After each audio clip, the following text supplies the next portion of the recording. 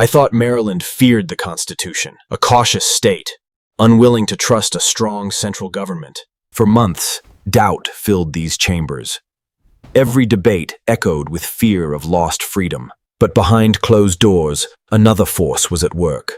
Silent pressure, carefully shaping the final decision. Trade was on the line. Maryland's economy depended on unity with the other states. Rejecting the Constitution meant isolation. Accepting it meant risking everything.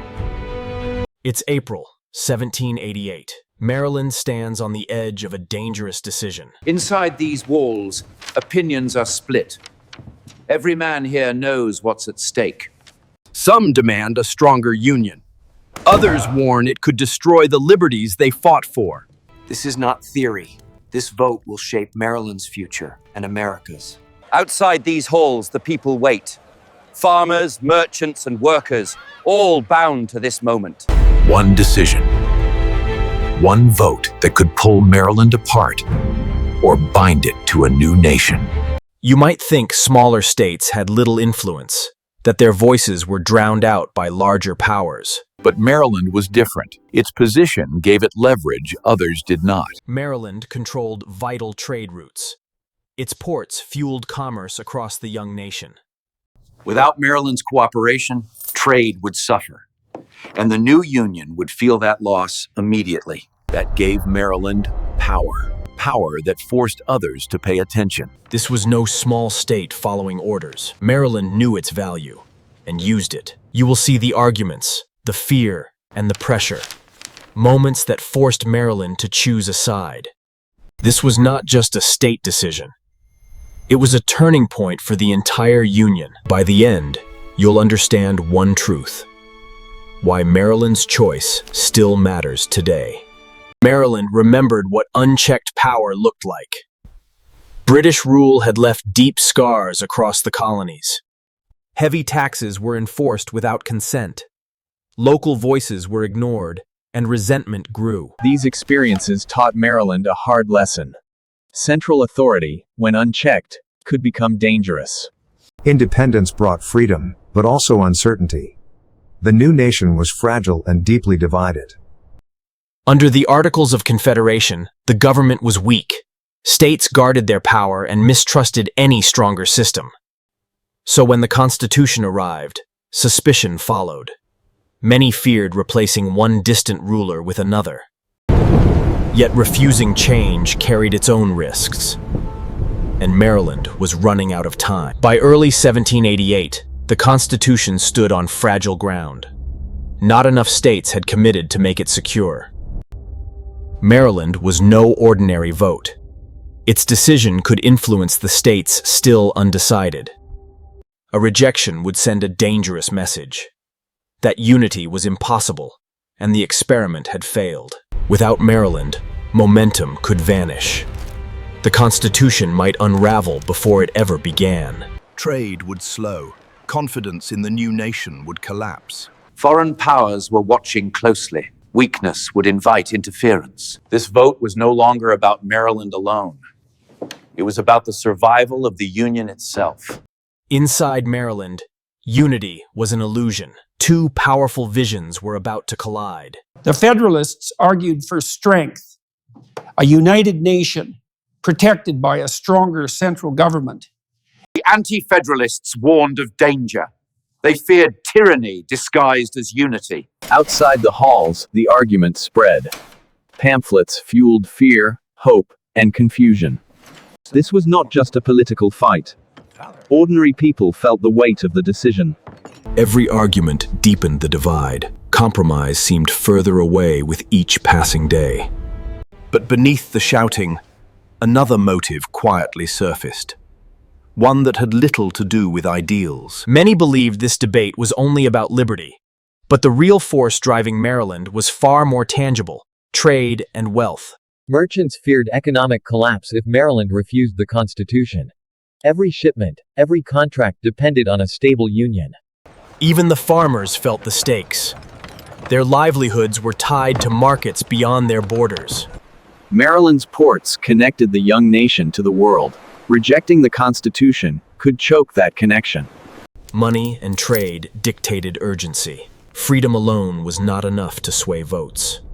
So behind every impassioned speech about liberty, there lay the undeniable power of commerce. The vote was deadlocked, and tension filled the air. No one knew who would sway the outcome. Then one voice rose above the rest.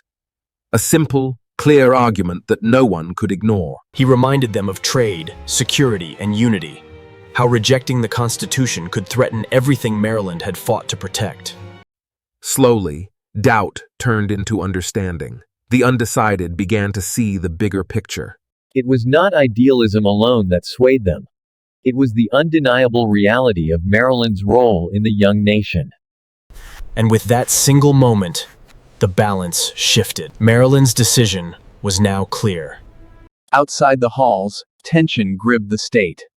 Fear of disorder and uncertainty loomed over every town and port. The recent war had left scars, both physical and emotional. Marylanders feared repeating chaos if unity failed.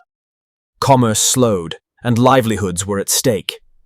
Every delay threatened the fragile economic stability of the state. The fear wasn't just political, it was personal. Marylanders knew lives depended on the choices being made. Within those walls, delegates felt the weight of their responsibility. They knew that indecision could lead to chaos. And so, fear became a motivator, pushing Maryland toward the path of unity.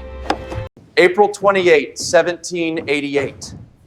The moment Maryland had waited for had arrived.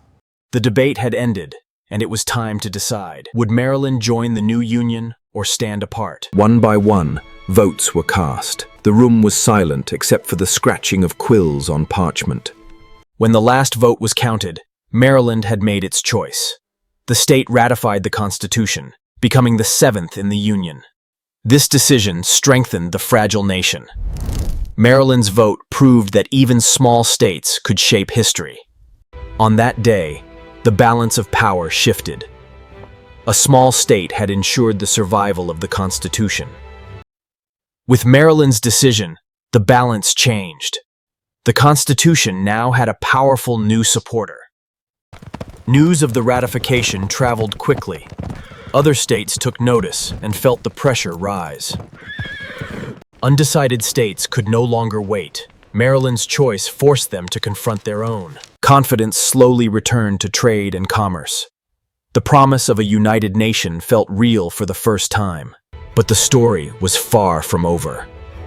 One powerful state still held the faith of the Union in its hands.